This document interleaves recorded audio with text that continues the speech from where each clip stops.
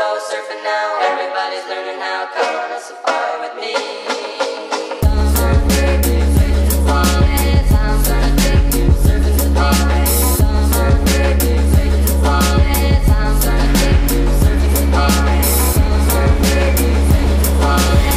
Je suis super content parce que j'ai rencontré Bernard Werber qui est vraiment l'auteur, quand j'étais au collège, qui m'a donné le goût de la littérature à une époque où on nous fait lire des classiques comme L'étranger ou comme Candide. D'un coup j'ai découvert avec ses livres à lui que les livres pouvaient être hyper existentiels, poser des questions sur le sens de la vie, sur les origines de l'homme, tout en étant hyper divertissant. J'étais incapable de m'arrêter de lire. Et d'ailleurs j'ai lu quasiment tous ses livres derrière. Je suis ravi de le rencontrer.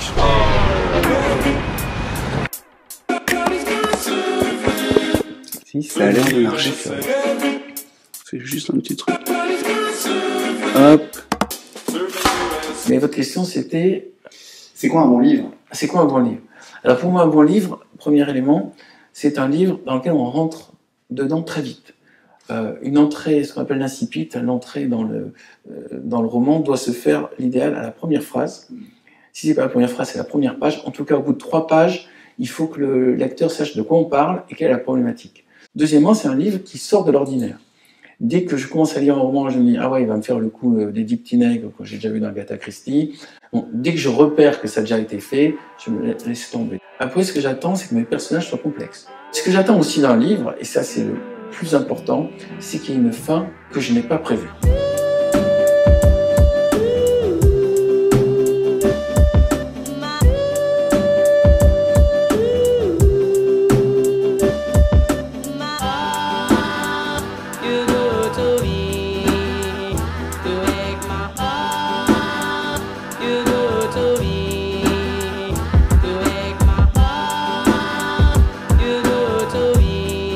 Cette trilogie raconte le déclin de l'humanité et la prise de pouvoir par les animaux, notamment les chats et les rats qui se mènent une guerre impitoyable pour le contrôle de la Terre. Et tout est vu à travers le point de vue de Bastet, une chatte qui est fascinée par la communication, notamment la communication entre les espèces, mais aussi par le savoir, par le pouvoir. Et évidemment, ça dit beaucoup de choses sur l'humanité.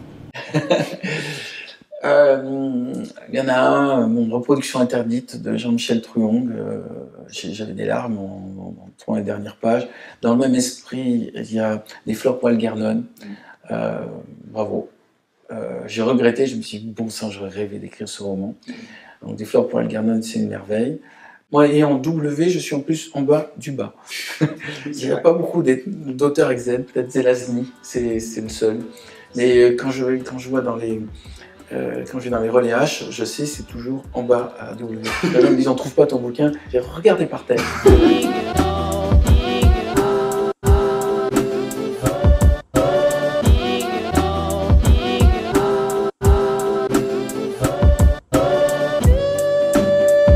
Avec cette trilogie, on est dans le roman d'apprentissage puisque le personnage principal, Bastet, est une chatte qui essaye de devenir une reine, voire une prophète, voire carrément une déesse, et on suit tout son cheminement. Mais c'est aussi une histoire d'aventure, c'est aussi un conte philosophique, c'est aussi de la science-fiction. En fait, on est dans ce que son auteur appelle lui-même de la philosophie-fiction.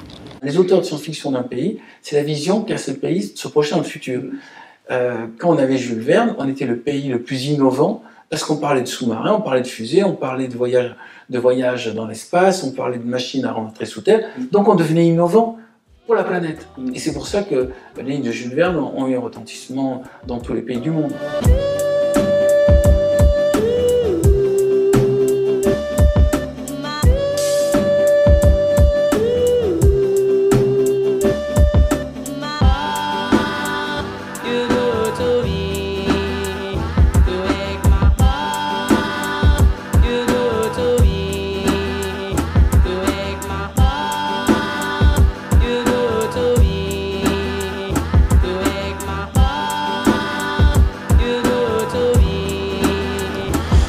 apprend toujours beaucoup de choses dans les bouquins de Bernard Werber, un peu comme dans ceux de Dan Brown d'ailleurs. Par exemple, dans celui-ci, il nous parle d'un coq qui a survécu avec la tête coupée pendant plus d'1 an et son propriétaire en fait le nourrissait au compte-gouttes avec de la nourriture liquide qu'il mettait directement dans son œsophage. Il nous parle aussi de la technologie CRISPR qui permet de manipuler le génome, et il nous parle d'une méduse capable de rajeunir grâce à ce qu'on appelle la transdifférenciation cellulaire. Bref, si vous êtes curieux, ça ne peut que vous plaire. Il y a des moments, j'avais un tel plaisir à lire Philippe K. Dick que j'arrêtais toute activité, je ne faisais que lire ça et je renonçais à tout. Et ça m'a fait comprendre des tas de choses que je n'avais pas compris avant. Philippe K. Dick m'a fait me poser des questions qui ne m'avaient même pas traversé l'esprit.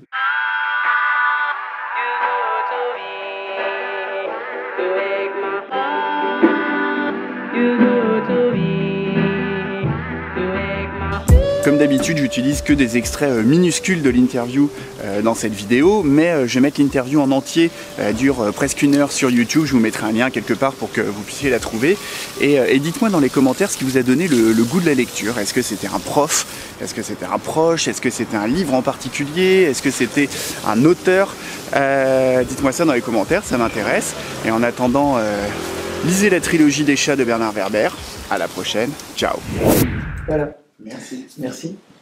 Et ça me fait même penser que ce qui est fou, justement... Open bar.